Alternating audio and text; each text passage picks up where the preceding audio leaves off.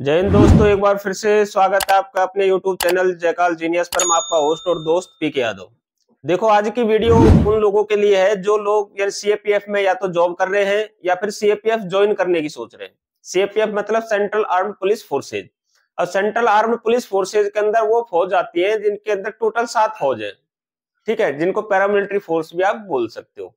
ठीक है, लेकिन कुछ एक पैरामिलिट्री है जो सीएपीएफ के अंदर शामिल नहीं है। अब देखो, मैं बात करता हूँ सीएपीएफ में कौन कौन सी यानी फोर्सेज हैं जो आती है। तो सबसे पहले मैं बात करूं बीएसएफ, सीआरपीएफ, एसएसबी, सीआईएसएफ, ठीक है, आईटीबीपी, असम राइफल। ठीक है, ये सभी फोर्सेज क्या है कि एक सीएपीएफ के संगठन के यानी कि अंदर में ही आती है।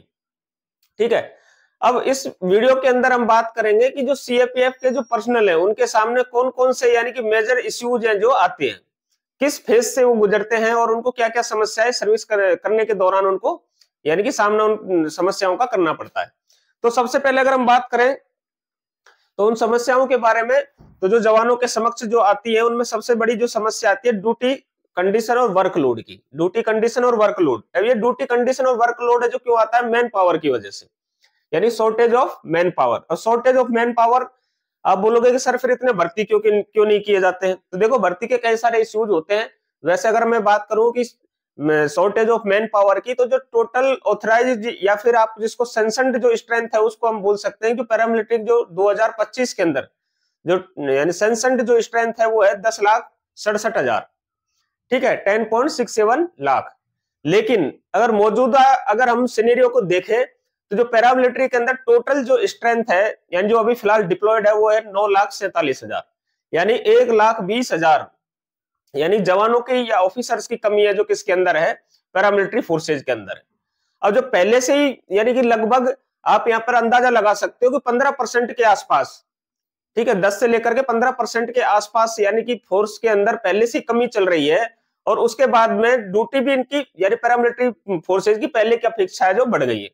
अगर मैं बात करूं यहाँ पर की ड्यूटी यानी ड्यूटी कंडीशन की, तो सबसे बड़ा जो इशू आता है कि कोई जवान मान लेते हैं कि 2 साल कहां पर जॉब करके आया कि बर्फीली एरिया के अंदर -डिग्री के अंदर टेम्परेचर के अंदर जॉब करके आया, उसको उठा करके एकदम से कहां फेंक दिया जाता है 2 साल के बाद में, रेगिस्तान के अंदर, जहां 48 से लेकर 50 डिग्री गर्मियों के समय में टेम्परेचर है जो चला जाता है। क्या वो जवान है जो वहां जाने के बाद में उसी तरीके से सर्वाइव कर पाएगा?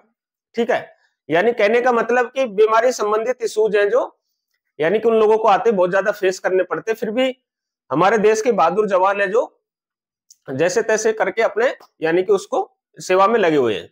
अगर मैं बात करूं ड्यूटी कंडीशन के अलावा, एक जैसे प्लेन एरिया से उठा करके जंगल वाले एरिया में फेंक देना, या सीधा प्लेन एरिया से उठा करके कहां फेंक देना, पहाड़ वाले इलाकों में फेंक देना, ये बहुत सारे यानी क्लाइमेट के अनुसार है जो इनको कहीं भी यानी ऑल इंडिया लेवल की जॉब होती है सीएपीएफ की, तो इनको कहीं भी डिप्लॉयड किया जा सकता है। अगर आप सीएपीएफ में हैं या सीएपीएफ में आने की सोच रहे हैं तो आपको पहले से प्रिपेयर रहना होगा कि हमें हमेशा 24 आवर्स यानी किसी भी प्रकार के एरिया में ड्यूटी करने के लिए हम सक्षम हो।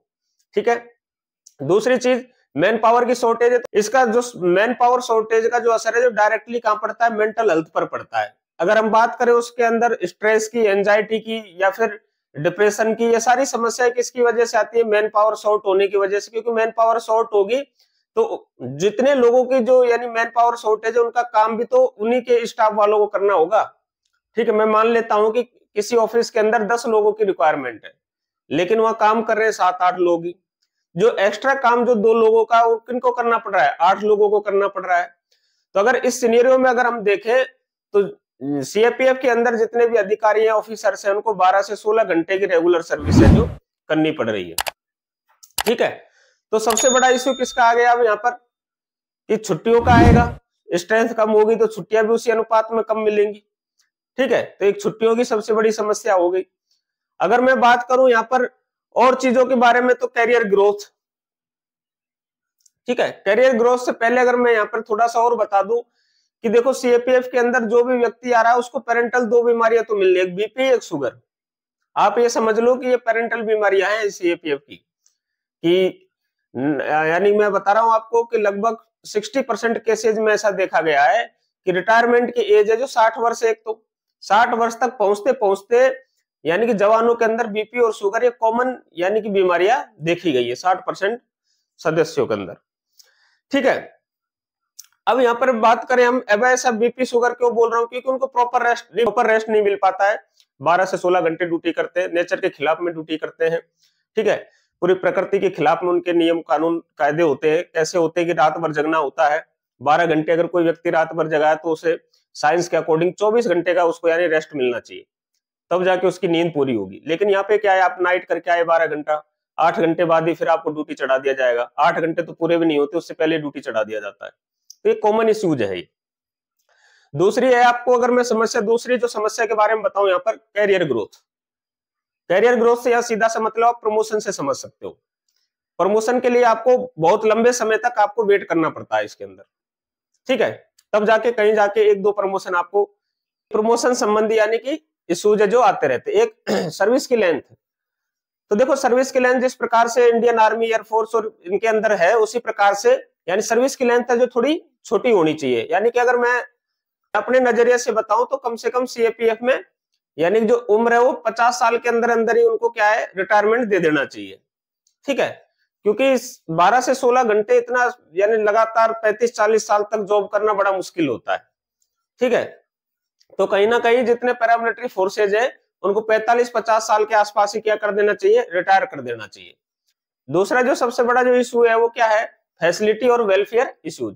जिस प्रकार से सीडीएस कैंटीन के अंदर जो फैसिलिटीज होती है वही सेम फैसिलिटी किसके अंदर होनी चाहिए, यानी कि केपीकेवी कैंटीन या सीपीसी कैंटीन के अंदर होनी चाहिए। इसका कारण क्या है कि अभी भारत सरकार ने सीपीसी कैंटीन पर भी जीएसटी की दरें लागू कर रखी है। कम से कम जीएसटी की दरों को तो हटा दो भाई, ठीक है।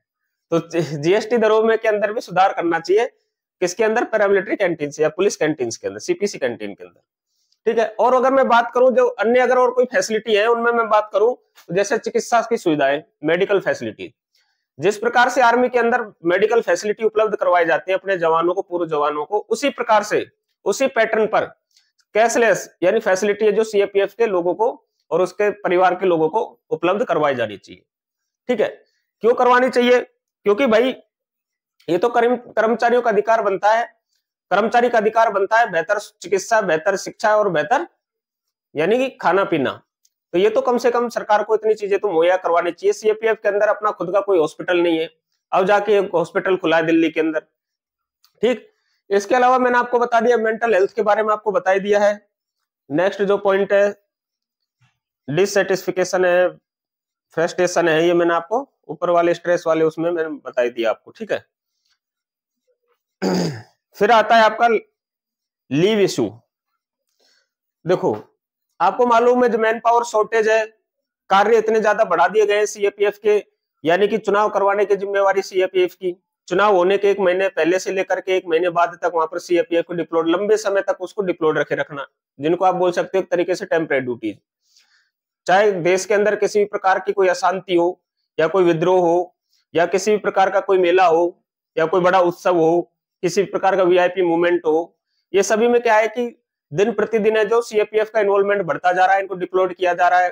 पहले इनके पास में खुद की जो पेरेंटल जो ड्यूटीज दी गई है उन्हीं को करने में ही इन लोगों के पास में स्ट्रेंथ नहीं है सीएपीएफ के पास, जो अन्य जो भार जो बढ़ा दिए जाते हैं गवर्नमेंट के द्वारा समय समय पर, तो इन सब के चलते जवान लगातार 12 से 16 घंटे ड्यूटी है जो लगातार 12 महीने करते रहते हैं, बिना रेस्ट, बिना थके, बिना रुके। उसके साथ में एक इशू और आ जाता है लीव का। लीव का इशू भी इसी वजह से आता है, स्ट्रेंथ शॉर्ट होने की वजह से, कई यानी अधिकारियों की कमी की वजह से, यानी अधिकारी भी नहीं चाहते कि आदमी ज्यादा छुट्टी जाए, क्योंकि ज्यादा छुट्टी जाएगा तो फिर वो बार बार छुट्टी मांगेगा, बोलेगा हमारी छुट्टियां कम पड़ रही हैं, ठीक है। तो कई प्रकार के यानी ऑपरेशनल और डिपार्टमेंटली इस यानी कि इस सिस्टम में कई लोग हैं जो शामिल है, ठीक है। और भी अगर हम बात करें इसके अलावा तो ओल्ड इक्विपमेंट, ठीक है, यानी मॉडर्न गैजेट्स का यानी कि सीएपीएफ के पास नहीं होना, और जो मॉडर्न गैजेट्स है भी तो उनकी ठीक तरीके से यानी कि मेंटेनेंस वगैरह नहीं रखा गया है, ठीक है। मेंटेनेंस, उसको मेंटेन करने के लिए ना तो किसी प्रकार का कोई फंड है इन लोगों के पास, और जो फंड आता है वो पता नहीं कहाँ यूजुअली लिया जाता है, ठीक है। तो कई प्रकार के यानी कि टेक्निकल इश्यूज है इसके अंदर, ठीक। और क्या बच गया आपका, पे एंड पेंशन। जिस प्रकार से यानी कि आर्मी को ओल्ड पेंशन स्कीम का लाभ दिया जाता है या डिफेंस फोर्सेज को यानी कि ओपीएस का लाभ दिया गया है, उसी प्रकार से क्योंकि सीएपीएफ अगर देखा जाए तो एक नजरिए में डिफेंस फोर्सेज से भी ज्यादा कार्य कर रही है। उसका कारण क्या है कि तो हमेशा 12th यानी हमेशा 12 महीने डिप्लॉयड रहते हैं किसी ना किसी ड्यूटी में। डिफेंस फोर्सेज है जो युद्ध के क्षेत्र में उनको प्रयोग किया जाता है, यानी जब भी कोई युद्ध होगा, कोई कॉन्फ्लिक्ट होगा, उसी समय पर क्या डिफेंस फोर्सेज को तैनात किया जाता है। लेकिन सीआरपीएफ हर रोज हमारे देश के अंदर मौजूद दुश्मनों से लड़ रहे हैं। ठीक है, बाह्य दुश्मनों में क्या अगर हम बात करें तो अभी जो पाकिस्तान के साथ कॉन्फ्लिक्ट हुआ था उसके अंदर भी बीएसएफ ने बहुत अच्छा खासा अपना लोहा बना दिया था कि हाँ बीएसएफ भी कोई फोर्स है। ठीक है, अन्य भी और पैरामिलिट्री फोर्सेज की या सीआरपीएफ फोर्सेज की जितनी कंपनियां तैनात करने के आदेश दे दिए गए थे, मूवमेंट भी हो गया था उन लोगों का, डिप्लॉयमेंट तक हो गया था। तो ऐसा नहीं है कि सीआरपीएफ फोर्स है जो आप इनको कहीं अलग कर दोगे। और पहले अगर मैं यहाँ पर बात करूं ओल्ड पेंशन स्कीम के मसले को लेकर के, यानी सीआरपीएफ फोर्स के जितने सदस्य हैं जिन्होंने कोर्ट केस डाला था और दिल्ली हाई कोर्ट से ओल्ड पेंशन स्कीम के मामले को लेकर के उन्होंने विजय हासिल भी कर ली। यानी कि दिल्ली हाई कोर्ट ने जवानों के फेवर में यानी फैसला दिया कि भाई ये भी यानी कि तरीके से armed forces of the union माना, डिफेंस फोर्सेज माना इनको भी। ठीक है, आर्म्ड फोर्सेज जो एक्ट जिनके तहत यानी कि डिफेंस फोर्सेज के गठन किया गया, उसी तरीके से आर्म्ड फोर्सेज का भी गठन जितनी सीआरपीएफ फोर्सेज हो आर्म्ड एक्ट के तहत किया गया है। तो एक तरीके से ये भी क्या है, यानी ओल्ड पेंशन स्कीम पाने का यानी कि हक है जो रखती है ये फोर्सेज भी। क्योंकि एनपीएस का जो गजट आया था 2004 में, उसमें स्पष्ट तौर से लिखा हुआ है कि armed forces of the union के ऊपर ये क्या नहीं होगा, लागू नहीं होगा। जो एनपीएस इनके ऊपर लागू नहीं होता तो ऑटोमेटिकली ओल्ड पेंशन स्कीम है जो इनके ऊपर लागू होती है। लेकिन इस प्रकार का कोई अभी तक क्या है कि जैसे ही ये जवान है जो दिल्ली हाई कोर्ट से जीते उसके बाद में गवर्नमेंट इनके फैसले के खिलाफ कहां चली गई, सुप्रीम कोर्ट चली गई। ठीक है, तो जवान एक तो अंदर के दुश्मनों से लड़ रहे हैं, बाहर के दुश्मनों से लड़ रहे हैं और अपनी गवर्नमेंट के खिलाफ लड़ रहे हैं अपने हक अधिकारों के लिए। ठीक है, तो आप समझ सकते हैं कुल मिलाकर के कि सीआरपीएफ फोर्सेज में यदि आप आ रहे हैं तो आप ये सोच करके आए कि मुझे यानी हमेशा 24 आवर्स ड्यूटी के लिए कहीं भी किसी भी जगह डिप्लॉयड किया जा सकता है, हमेशा प्रिपेयर रहे कि मुझे कहीं भी भेजा जा सकता है। इसी माइंड सेट के साथ आप क्या है पैरामिलिट्री फोर्सेज को ज्वाइन कर सकते हो यानी। ठीक है, और फिर भी अगर मेरे से किसी प्रकार का कोई इशू छूट गया हो तो आप नीचे कमेंट में कमेंट करना बिल्कुल ना भूले। मैं नेक्स्ट वीडियो में आपके जो दिए गए सुझाव या कमेंट्स को जरूर शामिल करूंगा। ठीक है, और भी छोटे छोटे क्या इश्यूज है जैसे डिपार्टमेंट के अंदर उपस्थित लोगों की पॉलिटिक्स। ठीक है, अधिकारियों का बिहेव। ठीक, तो ये सारी चीजें बहुत सारी यानी कि प्रॉब्लम्स आती है जवानों के साथ में, तो सारी एक ही वीडियो के अंदर मैं कवर नहीं कर सकता। फिर भी दोबारा कभी मौका मिला तो दोबारा से मैं कभी नेक्स्ट वीडियो में बताऊंगा सीआरपीएफ के अंदर एक्चुअल में क्या क्या प्रॉब्लम है जो जवानों को प्रैक्टिकली है जो यानी आती है। ठीक है, अगर आप लोगों को वीडियो अच्छी लगी हो तो वीडियो को हाइप करना बिल्कुल ना भूले, क्योंकि आपके एक हाइप से मेरी वीडियो है जो अन्य लोगों तक पहुंचती है और यह इन्फॉर्मेशन अधिक से अधिक लोगों तक पहुंचे, इसलिए आप वीडियो का हाइप जरूर करें। और अभी तक आपने हमारे चैनल को सब्सक्राइब नहीं किया तो चैनल को सब्सक्राइब करना बिल्कुल ना भूले। इन्हीं शब्दों के साथ मैं इस वीडियो को करता हूं यहीं समाप्त। जय हिंद, जय भारत।